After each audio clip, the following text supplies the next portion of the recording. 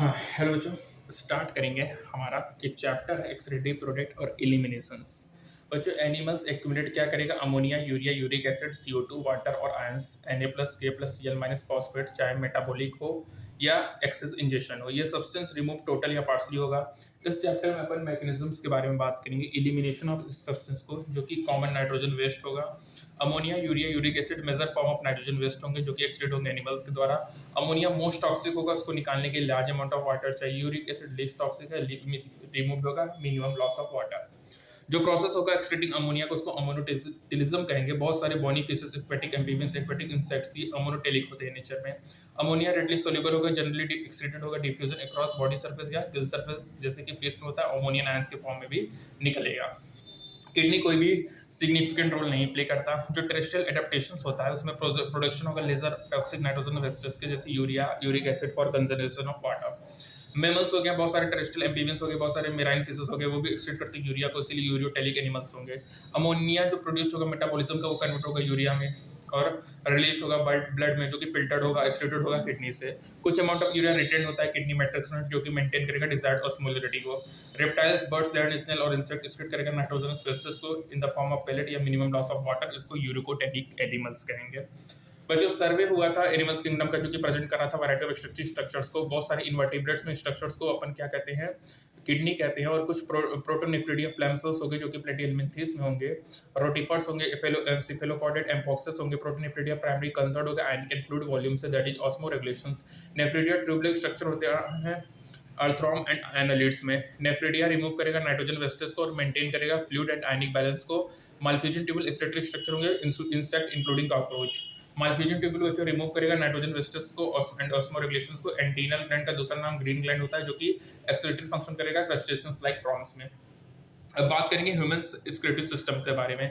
तो यहाँ पे क्या होगा, पेयर ऑफ किडनी होगा, पेयर ऑफ यूरेटर होगा, यूरिनरी ब्लैडर होगा, यूरेथ्रा होगा। Kidney reddish bone base same structure होता है, जो कि सिचुएटेड होगा between the lord thoracic and third vertebral lumbar close to the dorsal inner wall of the abdominal cavity. Kidney measure करेगा 10 to 12 centimetre length होगा, 5 to 6 7 centimetre width होगा, 2 to 3 centimetre thickness होगा। Average weight होगा 120 से 170 ग्राम। और inner concave surface of kidney में एक notch होगा जिसको हाइलम कहेंगे, जिससे इन ब्लड वेसल्स नर्व्स वगैरह एंटर होते हैं। हाइलम के अंदर एक ब्रॉड फनल शेप होता है, जिसको अपन रेनल पेल्विस कहते हैं, ठीक है, जिसमें प्रोजेक्शन होगा, कैलिसिस होगा, जो आउटर लेवर की किडनी का होगा, टफ कैप्सूल होगा। इनसाइड द किडनी दो जोन्स होंगे, आउटर कॉर्टेक्स होगा, इनर मेडुला होगा। मेडुला डिवाइड होगा कोनिकल मासेस में, मेडुलरी पिरामिड जो कि प्रोजेक्टेड होगा कैलिसिस में। कॉर्टेक्स एक्सटेंड होगा in between the medullary pyramids as renal column, जिसको अपन कॉलम ऑफ बर्टीनी कहेंगे।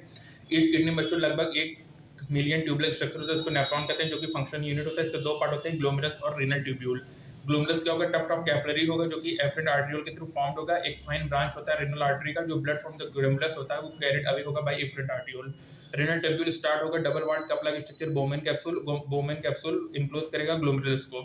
ग्लोमेरुलस प्लस बोमेन कैप्सूल को मिलाकर मालफिजन बॉडी या रेनल कॉर्पसल्स कहेंगे बच्चों। जो ट्यूबल कंटिन्यू फर्दर होगा और बनाएगा पीसीटी। फिर हेयर पिन शेप्ड हेलने लूप होगा, जिसका डिसेंडिंग पार्ट होगा, असेंडिंग पार्ट होगा, असेंडिंग पार्ट कंटिन्यू करेगा डीसीटी में। डीसीटी ओपन होगा स्ट्रेट लाइन ट्यूब, जिसको कलेक्टिंग डक्ट कहेंगे, जो कि कन्वर्ट्स होगा, ओपन होगा रेनल पेल्विस में through medullary pyramid in the calyces. जो मालफिजन कॉर्पसल होगा, पीसीटी डीसीटी ये सिचुएटेड होगा cortical region of the kidney में, जो loop of Henle deep into the medulla होगा। मेजॉरिटी ऑफ नेफ्रॉन्स में loop of Henle too short होगा, extends very little into the medulla होगा। ऐसे नेफ्रॉन्स कॉर्टिकल नेफ्रॉन्स होंगे, और कुछ नेफ्रॉन्स में लूप ऑफ इनलेट बहुत ही लॉन्ग होंगे, डीप इनटू द मेडुला होंगे। ऐसे नेफ्रॉन को जस्टा मेडुलरी नेफ्रॉन कहेंगे। जो इफरेंट आर्टरियोल होता है, इमर्ज होता है ग्लोमेरुलस से, फॉर्म करेगा एक fine capillary network around the renal tubule, जिसको अपन पेरीट्यूबुलर कैपिलरीज कहते हैं, ठीक है। और ये इसके जो माइन्यूट वेसल्स हैं पैरेलल टू द रन करते हैं लूप के और फॉर्म करेंगे यूसेप्ट वासा रेक्टा। वासा रेक्टा एब्सेंट या हाईली रिड्यूस्ड होगा कॉर्टिकल नेफ्रॉन्स में। यूरिन फॉर्मेशन में 3 स्टेप्स होगा, ग्लोमेरुलर फिल्ट्रेशन, रिब्सॉर्प्शन, सिग्रेशन, जो कि डिफरेंट पार्ट्स ऑफ नेफ्रॉन में होगा। फर्स्ट स्टेप क्या होगा, फिल्ट्रेशन ऑफ ब्लड होगा, जो कि ग्लोमेरुलस के थ्रू होगा, जिसको ग्लोमेरुलर फिल्ट्रेशन कहेंगे। लगभग 1100 से 1200 ml ब्लड फिल्टर होगा किडनी के द्वारा पर मिनट, जो कि 1/5 होगा blood pump by heart each ventricle of heart in a minute. जो ग्लोमेरुलरी कैपिलरी ब्लड प्रेशर होगा, filtration of blood through 3 layer होगा, endothelium of glomerular blood pressure, endothelium of Bowman capsule और basement membrane होगा। और epithelial cells Bowman capsule को podocyte कहेंगे, जो कि अरेंज होगा इंट्रिकेट मैनर में, लीव करेगा सम माइन्यूट स्पेसेस को, जिसको अपन फिल्ट्रेशन स्लिट या स्लिट पोर्ट्स कहेंगे। ब्लड फिल्टर होगा through the membrane of almost all the constituent pass होंगे एक्सेप्ट द प्रोटीन, और इसी प्रोसेस को अपन अल्ट्रा फिल्ट्रेशन कहेंगे, मतलब प्रोटीन के अलावा सब पास होंगे। जो अमाउंट ऑफ फिल्ट्रेट होता है पर मिनट, उसको जीएफआर कहेंगे। हेल्थी न्यूट्रिशन में 125 ml पर लीटर, 180 लीटर पर डे होगा।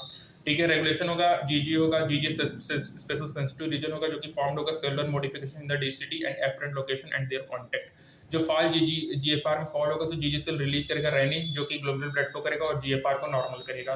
कंपैरिजन देखेंगे बच्चों तो 180 लीटर वाटर जो होता है वो फिल्ट्रेट होता है जिसमें 1.5 लीटर यूरिन रिलीज होगा जिसमें 99% रीअब्जॉर्ब हो जाता है, इसको रीअब्जॉर्प्शन कहते हैं।